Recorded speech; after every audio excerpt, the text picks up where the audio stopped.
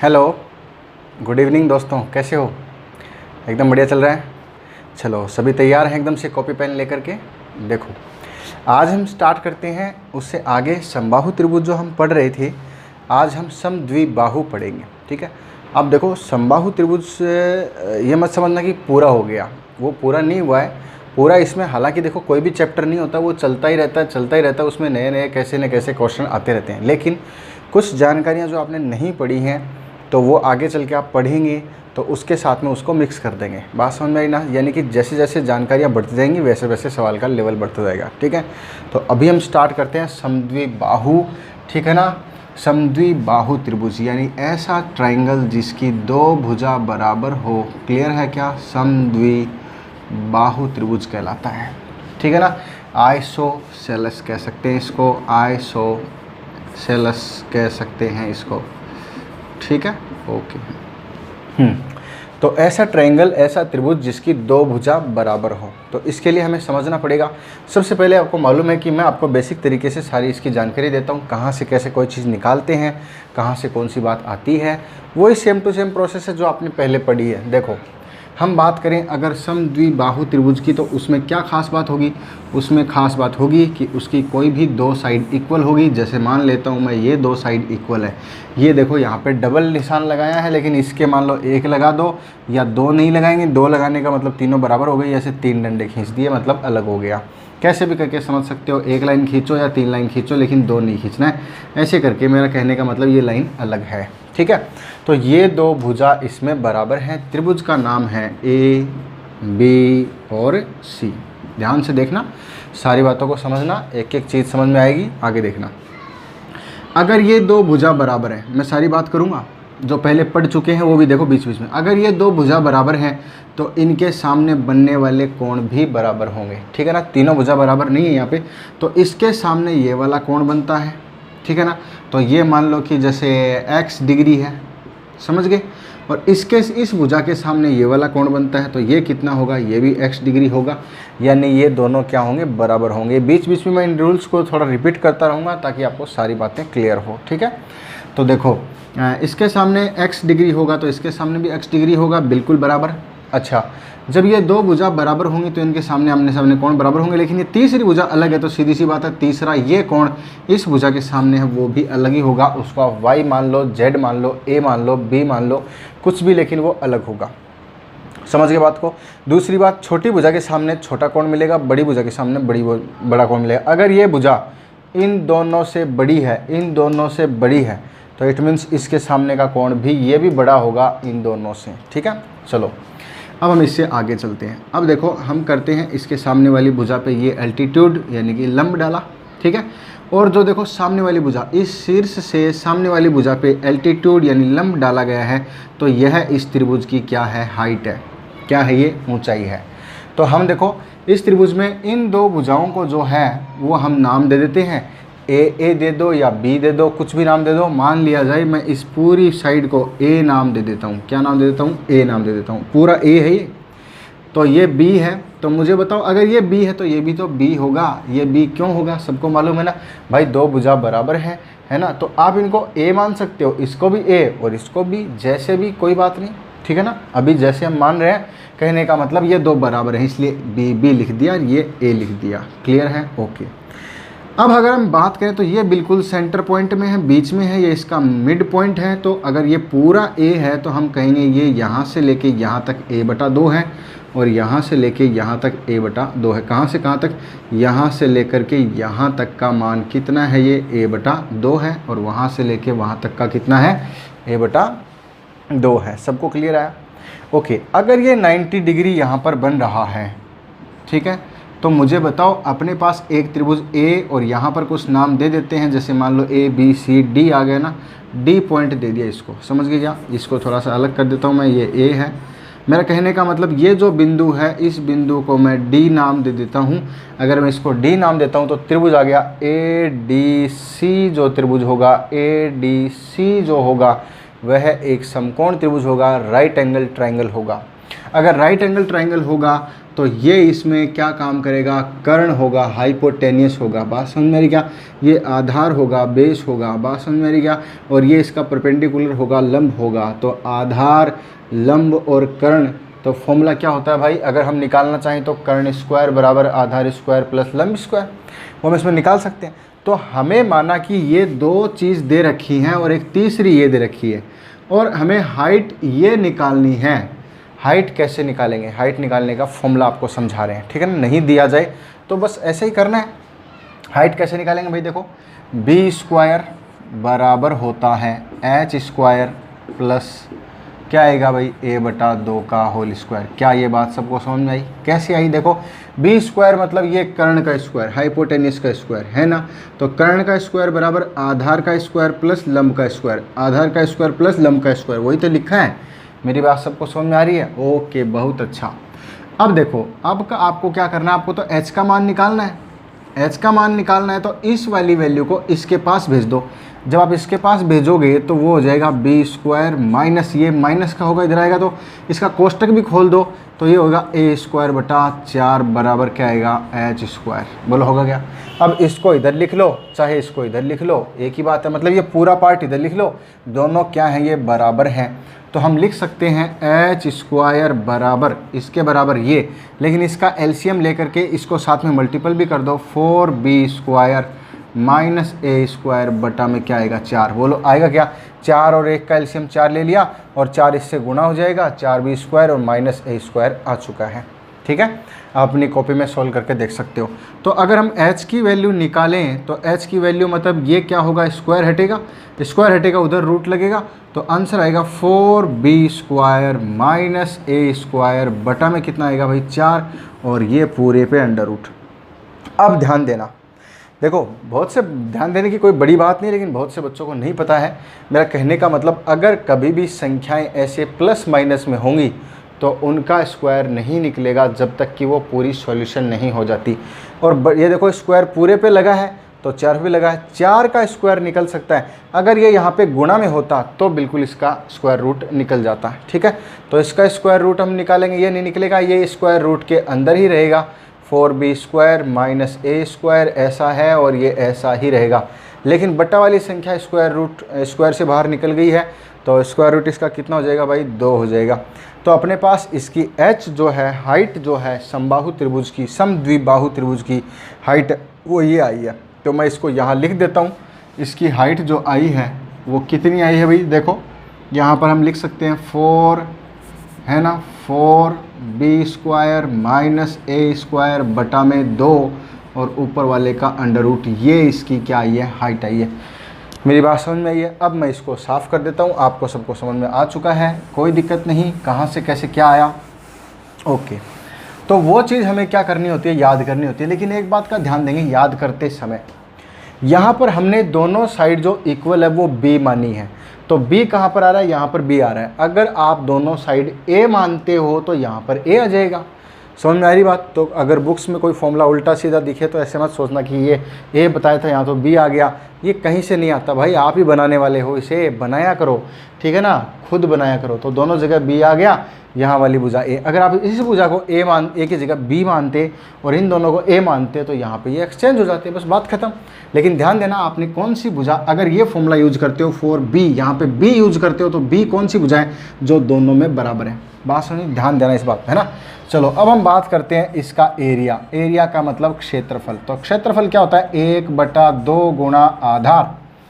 आधार होगा पूरा b से लेके c तक, b से लेके c का मान है a, दिखाई दे रहा है क्या, है ना, आधार। तो 1/2 गुणा आधार गुणा ऊंचाई कितनी है, ऊंचाई अभी अभी आपने निकाली है, यही ऊंचाई काम आ जाएगी। तो 4b स्क्वायर माइनस ए स्क्वायर का अंडर रूट और बटा में कितना है, 2।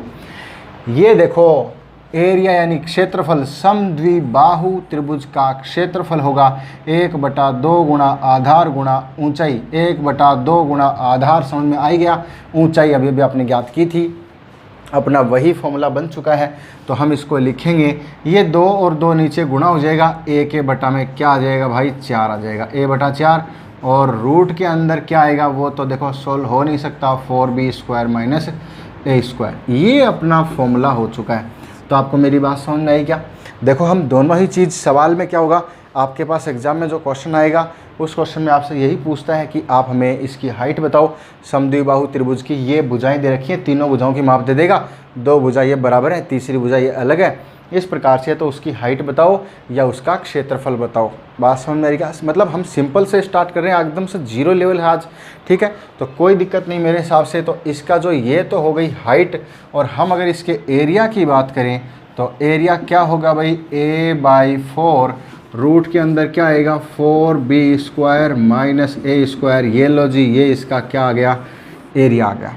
तो यहाँ पर मैंने इसको लिख दिया है, अब मैं इसको मिटा देता हूँ। बस आप समझ चुके हैं कहाँ से एरिया आता है और कहाँ से इसकी हाइट आती है। ये तो था हमारा इसको समझना। बोलो बात समझ में आ रही क्या? ठीक है ना? लेकिन ध्यान देना, फॉर्मूले के अंदर ए क्या चीज़ है, ए वो है जो अलग भुजा है, और बी क्या चीज़ है, बी वो है जो दोनों में क्या है भाई, दो भुजा मतलब सिमिलर है। क्लियर है? ओके। अब देखो इतना सब आपने समझ लिया है। एक छोटा सा सवाल अगर आपके सामने मैं रखूं, जो हम बहुत पहले पढ़ चुके हैं, वो एक त्रिभुज के बेसिक रूल पे आधारित है, लेकिन फिर भी इसका सवाल है। ऐसे बोला गया, शॉर्ट में लिखूंगा बस, एक समद्विबाहु त्रिभुज है। कौन सा त्रिभुज है? एक समद्विबाहु है, यानी कि आइसोसेलेस है। क्लियर है क्या? तो आइसोसेलेस एक ट्रायंगल है, समद्विबाहु एक त्रिभुज है।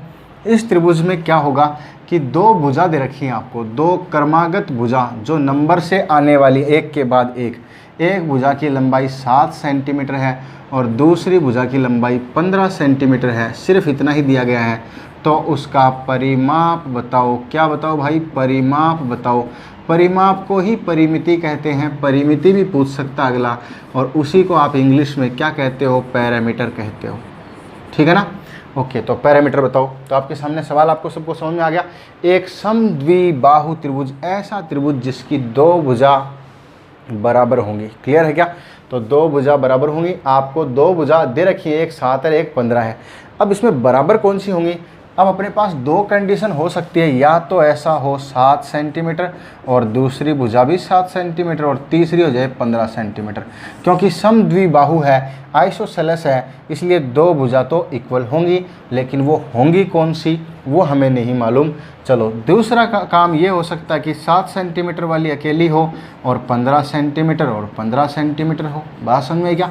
ये दो बातें आपके दिमाग में आती हैं कि भाई दो अलग अलग माप दे रखे हैं, तो ये हो सकता है या ये हो सकता है। लेकिन क्या कोई रूल है जो आपको ये बताए कि ये सही है या ये सही है, या फिर ये दोनों ही सही है ना?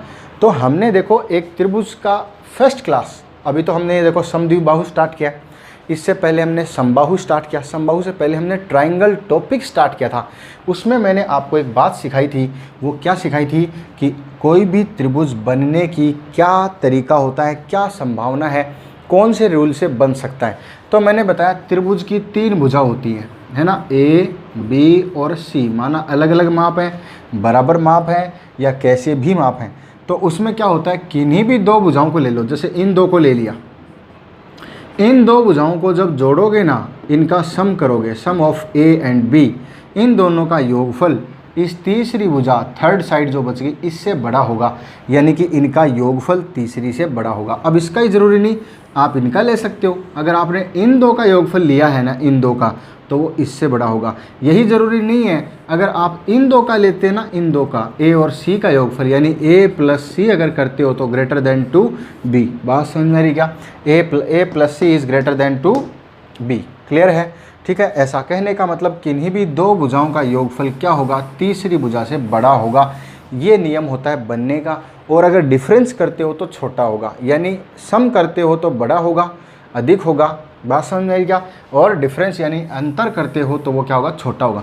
तो अगर हम इनके अंदर लेते हैं, माना कि पहले वाला हमने ये मान लिया कि ये है वो सही है, तो चेक करते हैं किन्हीं भी इन दो का योगफल करो और वो इससे बड़ा होना चाहिए। क्या मुझे बताओ, 7 और 7 14, 15 से बड़ा है क्या? नहीं है। बस ये यहीं फ्लॉप हो गया। मेरी बात समझ में आ रही क्या? कोई भी दो भुजा को ले सकते हो आप, किन्हीं को भी, और सबको लेके देखना है। ज़रूरी नहीं कि एक जगह आ गया, बोला सर 15 और 7 22 तो आ रहा है, इससे बड़ा नहीं। 15 7 आ रहा है तो 7 7, और ये सबको चेक करना है, सबके सब आने चाहिए। ठीक है ना? ओके। तो देखो अब इनको लेके देखो, ये तो कैंसिल हो गया। 15 और 7 कितना है? 22, तो वो 22 इससे बड़ा है। बिल्कुल ठीक है। अब आप इनको ले लो, 15 और 7 कितना है 22, वो इससे बड़ा है, बिल्कुल ठीक है। अब आप इनको ले लो, 15 और 15 30, वो इससे बड़ा है। यानी कि जिनका योगफल कर रहे हो उनका योगफल बची हुई भुजा से बड़ा होना चाहिए। मेरी बात समझ में आ रही है? इट मीन्स ये वाला माप गलत है और ये वाला सही है। तो जो ट्रायंगल बनेगा उस ट्रायंगल में दो इक्वल साइड कौन सी होगी, बराबर भुजा कौन सी होगी, 15 15 होगी और ये तीसरी भुजा 7 होगी। बोलो होगी क्या? अब इस कंडीशन में आपसे ये पूछ सकता था, देखो मैंने तो सिर्फ पैरामीटर पूछा है, परिमाप पूछा है और एग्जाम में आया वो क्वेश्चन है परिमाप ही पूछा था, तो कितना आएगा 15 और 7 22 और 15 कितना हो जाएगा भाई 37 सेंटीमीटर। ये इसका आंसर हो जाएगा। पैरामीटर यानी परिमाप कितना आ जाएगा 37। लेकिन कोई आपसे ये पूछता कि इसकी हाइट बताओ, है ना, इस साइड से, ठीक है, या फिर ये पूछता कि इसका क्षेत्रफल बताओ, तो आपको क्या करना होता, 4b² वाले इस फॉर्मूले में रखना होता। और आपको सबको नज़र आ रहा है हाइट कैसे निकालेंगे और कैसे क्या निकालेंगे, ठीक है। Okay, very good. तो आप निकाल सकते हो, कोई प्रॉब्लम नहीं। अब देखो इससे आगे हम थोड़ा थोड़ा और आगे बढ़ते चलेंगे, टेंशन मत लो। हम जैसे जैसे बढ़ेंगे ना वैसे वैसे हम आज पूरा आइसोसेलेस ही पढ़ेंगे, जितने भी सवाल होंगे वो इसी के होंगे, ठीक है। Okay, next question. मान लिया जाए कि एक समद्विबाहु त्रिभुज है, बात समझ में आ रही क्या?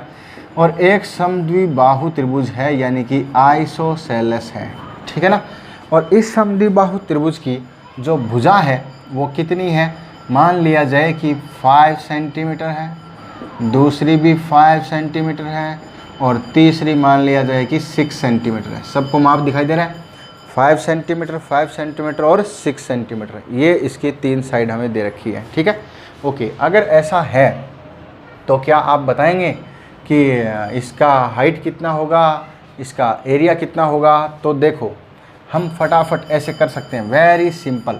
ऐसे करके लगाया और हमने दो इक्वल साइड ले ली, ये 5 सेंटीमीटर है, ये भी 5 सेंटीमीटर और ये कितना है 6 सेंटीमीटर है, ठीक है। तो मुझे बताओ अगर हम इस हाइट को निकालना चाहें तो वो हाइट कितनी आएगी रे? तो हाइट निकालने का तरीका आपको मालूम है, पाइथागोरस प्रमेय लगा दो। यहाँ पर क्या लगाओगे, कर्ण का स्क्वायर बराबर आधार का स्क्वायर प्लस लंब का स्क्वायर। अगर ये पूरा 6 था तो क्या ये भी 3 और ये भी 3 हो जाएगा? अरे समझ में आया ना, मैं 6 को एक बार हटा रहा हूँ। मुझे बताओ यहाँ तक का आधा भाग 3 है तो ये भी कितना है 3 है। सबको क्लियर है ये? Very good. मेरी बात सबको समझ में आ रही है? बहुत अच्छा। तो हाइट हम निकाल सकते हैं। अब देखो मैंने आपको शुरू की क्लास में एक राइट एंगल ट्रायंगल की कोई प्रॉपर्टी बताई थी। मैंने कहा अगर ये 3 होगा, ये 5 होगा तो ये 4 होगा। बोलो कैसे होगा? या तो याद रखो, नहीं याद रहता है तो कर्ण स्क्वायर माइनस आधार स्क्वायर बराबर लंब स्क्वायर, फॉर्मूला लगा के निकालोगे। ये कितना आ जाएगा भाई? 4 आ जाएगा। बोलो आया क्या? मेरी बात समझ में आ रही है? आप इस फॉर्मूले में भी रख सकते हो 4b² ऐसे करके और इसका एरिया निकाल सकते हो। लेकिन मुझे बताओ क्या आपको ऐसा करने की ज़रूरत है? अगर आपने एक कॉन्सेप्ट अभी अभी समझा है, देखो मैं यहाँ पे ये बताना चाहता हूँ कि फॉर्मूले में आप एरिया रख के कर सकते हो, ठीक है ना, इजी वे में। लेकिन अगर आप सीधा तरीका लगाते हो तो देखो कैसे लगाओगे, है ना, एकदम से टकाटक तुरंत आंसर आने वाला। आपको ये दिया गया 5 5 6 दिया गया, आपने डायग्राम बनाया, बनाते ही आपने इसकी एच बताओ निकाल सकते कि नहीं निकाल सकते? जिसको ये माप याद है ना, ट्राई ट्रायंगल वाले मैंने जो लिखाए थे, याद करो क्या क्या लिखाया था, आधार लंब और कर्ण। मैंने लिखाया था 1 1 तो ये √2 होता है, ये 1 होता है, ये 1 होता है तो ये √2 होता है। क्यों होता है निकाल के देखा था। ये 3 होता है, आधार लंब 3 और 4 होता है तो उस समय कर्ण 5 आता है। एग्जाम में जो क्वेश्चन आता है वो इसका 2 गुना 3 गुना 4 गुना। 2 गुना का मतलब एग्जामिनर इसको 3 दूनी 6 कर देता है, इसको 4 दूनी 8 कर देता है, तो आपका कर्ण वाला आंसर 10 हो जाता है। बस इसको अगर 3 गुना कर दिया, मान लो 5 गुना कर दिया, इसको 15 कर दिया, इसको 20 कर दिया, तो इसको कितना 25। ये कैसे चलता है ये भी हमने उसी क्लास में पढ़ा था, ठीक है। ओके चलो जो भी है, ऐसे करके कुछ और माप भी बताए थे, कुछ 5-6 माप हैं जो आपको याद करने हैं और कुछ बच्चों को तो याद भी हैं। वेरी गुड, नहीं याद है तो कर लेना, ओके, ताकि थोड़ा सा जल्दी हो जाए। और बाकी क्या है, नहीं तो पाइथागोरस लगाओगे और क्या है। तो देखो ये आ जाएगा 3, यहाँ से यहाँ तक 3, तो ये 4, तो ये 5।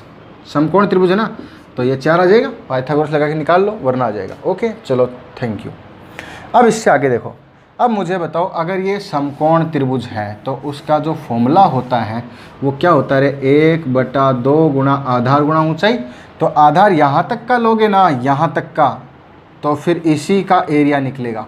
लेकिन आप आधार अगर पूरा 6 लेते हो तो इसका भी निकल जाएगा, पूरे का आधार गुणा ऊंचाई। बात समझ में आ गया? तो 1/2 पूरा आधार कितना है 6 गुणा ऊंचाई कितनी, अरे 4। ये लो, बस उस फॉर्मूले की आपको ज़रूरत ही नहीं है, आप डायरेक्ट ऐसे भी निकाल सकते हो। तो 2 तिया कितना हो जाएगा 6 और 3 चौका कितना हो जाएगा भाई 12 सेंटीमीटर स्क्वायर इसका एरिया आ गया। बोलो सबको समझ में आया? तो एक और ज़रा करके बताना, मैं एक सवाल और आपके सामने लिखता हूँ, उसको ज़रा करना, ठीक है ना। हम अगर ये कहें कि एक समद्विबाहु त्रिभुज है आइसोलेस और उसकी तीनों साइड जो हैं वो हैं 13 सेंटीमीटर, 24 सेंटीमीटर और 13 सेंटीमीटर। बात समझ में आ रही क्या? ऐसे हमें दे दिया है। तो अगर ऐसा होता है तो आप मुझे बताओ उसका हाइट कितना होगा, उसका क्षेत्रफल कितना होगा। तो हम क्या करेंगे, वही देखो एक बार ट्रायंगल बना के चेक करते हैं कि कहाँ क्या आता है, कुछ गड़बड़ है कि क्या गड़बड़ है, क्या है। तो बोला 2 साइड इक्वल है तो भाई 13 मान लिया।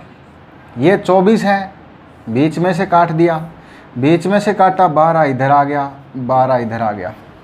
बीच में से कटेगा, सबको मालूम हाइट होगा तो, है ना। किस में? ओनली समबाहु और समद्विबाहु, हर किसी त्रिभुज में नहीं, ठीक है ना। ओके, ये शीर्ष लंब क्या होता है कि सामने वाली भुजा पे लंब डालते हो तो साइड वाली भुजा अगर बराबर होती है ना तो ये बीच में आता है। बीच में क्यों? अगर साइड वाली भुजा बराबर होगी तो इसको 2 बराबर भागों में बांटेगी, यानी जिस अनुपात में होगी उस अनुपात में बांटेगी। अगर ये भुजा 5 है और ये 7 है तो इसको भी 5-7 में ही बांटेगी। ध्यान रखना, ये चीज़ हम आगे पढ़ेंगे, कोई बात नहीं, अभी जितना है उतना समझ लो।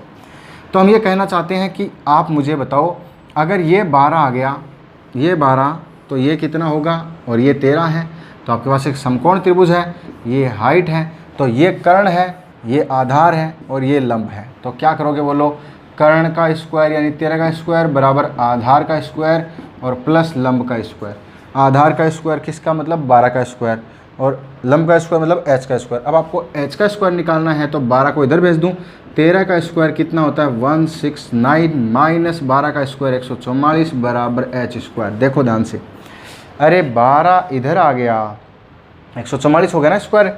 अब इसमें से घटाएंगे तो बोलो कितना बचेगा 25, और उधर कितना है h स्क्वायर। आप उधर से स्क्वायर हटाते हो, उधर क्या लगेगा, अरे रूट लगेगा। 25 का रूट कितना आएगा 5, इट मीन्स इसकी ऊंचाई कितनी आ गई 5 आ गई। आप ऐसे करके निकाल सकते हो, और अपना फॉर्मूला भी आपने बनाया है उसमें भी आप कर सकते हो। ओके, मेरे हिसाब से बात आपको समझ में आ गई। देखो वो भी हमें सीखना बहुत ज़रूरी है, ये मत समझ ना, अरे वाह सर आपने तो काम ही बना दिया, अब तो इसकी क्या ज़रूरत है। नहीं, अगर सवाल इसी भाषा में आ जाए कि एक समबाहु समद्विबाहु त्रिभुज है, इसकी ये भुजा P है, ये भी P है और ये Q है, तो उस कंडीशन में क्या करोगे, ये P P Q वगैरह वैसे ही तो रखना पड़ेगा ना। ओके, आपके पास हाइट आ चुकी है। अब क्या करेंगे, 1/2 गुणा आधार कितना था, रही है 24 था ना, 12 यहाँ तक 12 यहाँ तक 24, आधार गुणा ऊंचाई कितनी है, अभी अभी याद किए 5 है, तो इसको इससे काट दिया और 12 आ गया, और 12 पंजो कितना आ गया भाई 60 सेंटीमीटर स्क्वायर आ गया। बोलो मेरी बात सबको समझ में आ गई। तो देखो ये वाले जो सवाल थे बहुत ही आसान है, इसके अंदर कुछ भी नहीं है, ठीक है। और इससे आगे हम पढ़ेंगे कल, आज के लिए इतना ही। अच्छा पढ़ेंगे, ये डेली थोड़ा थोड़ा बढ़ता ही जाएगा, ठीक है। ओके, तो आज के लिए इतना ही। वीडियो को लाइक शेयर सब्सक्राइब कीजिए, साथ वाले बच्चों को भी भेजिए, जल्दी से जल्दी फैला दीजिए वीडियो को। ओके, आज के लिए इतना ही। Okay, bye, good night.